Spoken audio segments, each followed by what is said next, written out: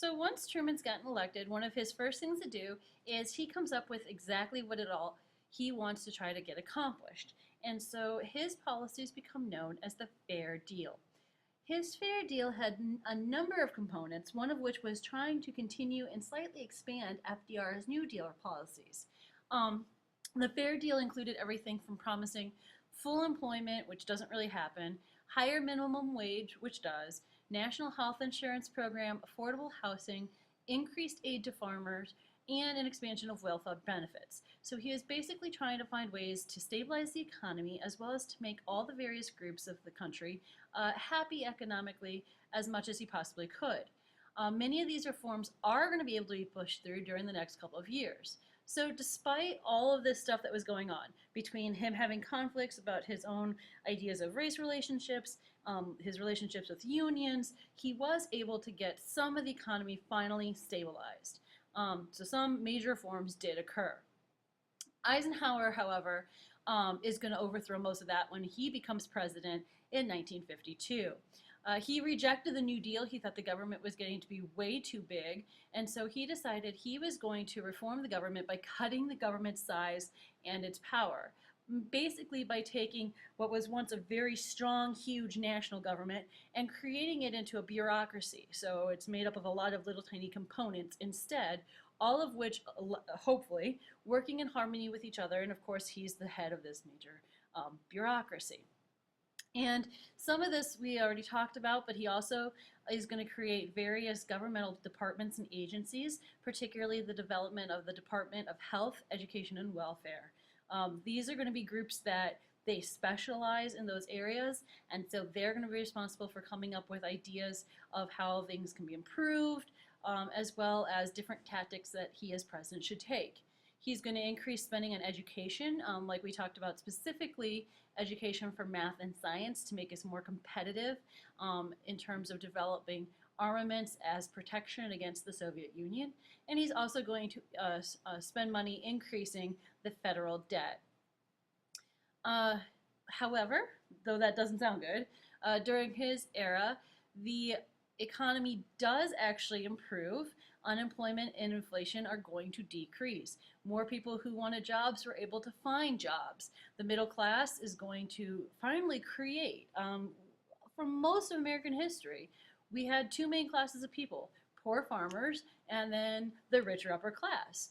And so this is going to be the era, the 1950s, when the middle class is actually going to emerge. They're not poor, they're not rich, they're just comfortable.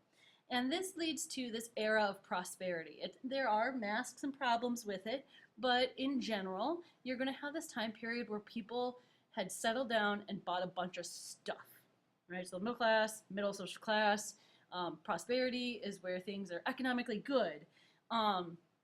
And some of the things that happen, large corporations are going to emerge. You're going to have huge businesses that boom during this time period, and so they're going to be able to mass produce stuff. And with mass production of stuff, the price is down, which means more people can buy more stuff. Machines are also going to do a lot of the work that was once done by mankind labor, and so this allows things to be produced more rapidly as well. But it also causes a shift in terms of the type of worker that made up America. For the longest time, we were farmers and planters, and that is going to change. Once we started working in factories, we had what were called blue-collar jobs. That is going to shift to white-collar jobs. White-collar jobs are those that are like the CEOs or business people, as you would imagine them. You also are going to have new service jobs emerge, people who are going to specialize in selling this stuff. So you have retail, you also have teaching, clerical, nursing. These are all things that had existed, but now they're going to flourish. By the end of the 1950s, women made up 1/3 of the workforce, most of them in those types of clerical type of jobs that we call pink jobs, pink collar jobs. Union relationships are also going to be changed. Unions are going to start merging with each other in order to become more powerful and more strong again. Most notably would be the merger The merger of the American Federation of Labor, which is the AFL, and the Congress of Industrial Organizations, which is the CIO. To this day, the AFL-CIO is probably one of the largest of all the unions in the United States. Its membership is going to soar to around 19 million workers by 1956. Workers and management are going to start looking for ways to cooperate more and to avoid strikes, because strikes don't really help anybody financially. It's more of looking out for when workers feel they're not being treated well. Certainly that is important, but it still disrupts the economy. So this is trying to look for some sort of equal ground. The ultimate goal here is to try to ensure a higher standard of living. There is going to be some corruption, though. The heads of unions, if you're in a union, you pay what are called union dues, and that's just like kind of the cost of being a part of this union, so that if at some point the union has to come and step in and represent you, they have the money to do so. There was cooperation in that people were taking the money, these union dues, and they were spending them on themselves or saving them on themselves. It was kind of like a form of embezzlement. And so Congress is going to pass the Landrum-Griffin Act in order to try to hedge the corruption that was happening with these unions. And some of the things that the Landrum-Griffin Act does is it bans ex-convicts from holding union offices. It requires frequent election of officers, though it doesn't define what frequent is. And it regulates the investment of union funds. And so it's just more like keeping an eye on unions, making sure they're not corrupt, making sure they're doing what they're supposed to be doing. As corruption was revealed, however, it does decrease union membership. The biggest change, though, I'm going to argue, that happened to America during this time period was the actual logistics of where America lived. For the longest times, most of Americans lived like out in the farms, in really rural areas. And then gradually, at the turn of the 20th century, people had started to migrate to the cities for work. Well, in the 50s, you find that a lot of people leave the cities to live right outside the cities in what were called suburbs. And so you have the emergence of the suburban culture. By 1960, 60 million Americans, 1/3 of Americans, lived in these suburbs. Many of these early suburbs were planned communities. Basically, somebody had gone out and mapped out, okay, this is where all the roads are going to be, this is what all the houses are going to look like, and then they had created the transportation to take the people from those planned communities into their work, which was still, for most of them, actually in the cities.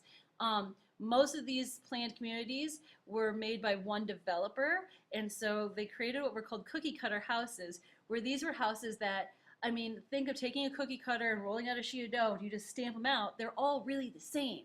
And you can put different colored frosting on them or whatever, but the actual build and form and interior and everything like that, very, very similar. And if you stop and think about many suburbs, this is true to this day. A lot of the houses look pretty identical with just slight variations on the floor plans or whatever. And so these cookie cutter houses became really popular. They saved time to be built, and this meant that they were cheaper. The best known of these planned communities were what were called Levitt towns. One was in Pennsylvania and one was in New York.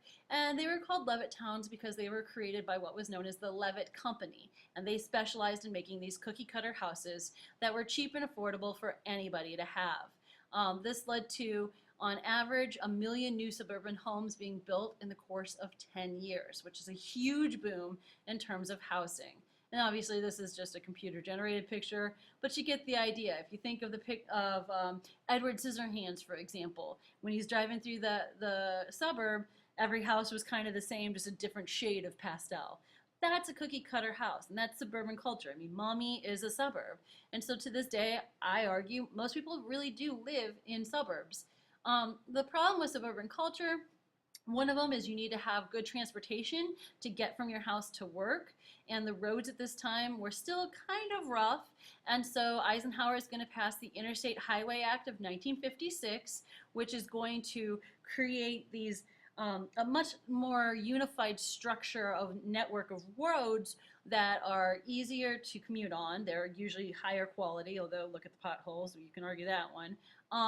But you do find that transportation is radically changed to allow for more ease of transport. Population shift also as well. Americans started getting married and having kids younger than in the past. When the men returned from home, there were these from the war, there were these huge celebrations. With health increases, people were living longer, and so as a result, you have what's known as the baby boom. There was this huge explosion in the number of kids that America was having, and today we feel this effect because many of them are now retiring, and so they're drawing from Social Security, and this kind of causes a strain on our economy. But we didn't think that far ahead. But here you can see the number of births per 1,000 of people in the population, and how in the red it's significantly higher than what had been true before World War II and then since World War II. The boomers really are those babies born between 45 and 65, and my guess is that many of your parents fall in this general age range. As I mentioned, there were also significant medical advances during this time period. The biggest and probably one of the most important medical advances was that Jonas Salk, this doctor, discovered a vaccine for polio. Polio was this horrible, horrible disease. In 60,000 Americans were afflicted with it in 1952 alone. And what the disease does is it riddles your bones as well as your muscles and sometimes your central nervous system, and it can lead to death or paralysis. This is what FDR had, for example. It was a really terrible disease. And when Salk discovers a vaccine that can be used to prevent it, or at least lessen its impact, it meant that so few people were dying from this disease that we basically cured it. Today, only a few tens of people get the disease in the US, and almost all of those are able to live healthily after they receive the treatment. And so this is a radical change. It also increases life expectancy. As such, there's this big, huge culture of children, and so now they become focused. No longer are children just the things that we send out to work and then we send to school and then we go back to work. Right now, we have to look at children and look at this youth culture and try to gear ourselves towards it. Dr. Benjamin Spock was a pediatrician so baby doctor, who is going to write a whole bunch of books where he studies infants and study child development. And he starts writing all these books about how should you raise your children, what is proper child rearing tactics, what types of behaviors can you expect from children. He just basically made children like a science, like studying children. And he wrote a whole bunch of magazines where he described the ideal wife, and he really starts promoting the idea that, the ideal wife is a stay-at-home mom, and his writings really promote the idea of mom stays at home and cooks the dinner wearing her pearls and her high heels while dad goes off to work, and then mom, dad, and 2 kids and their dog at the white picket fence sit at home every night and have dinner. That's very much so the mentality of the 50s.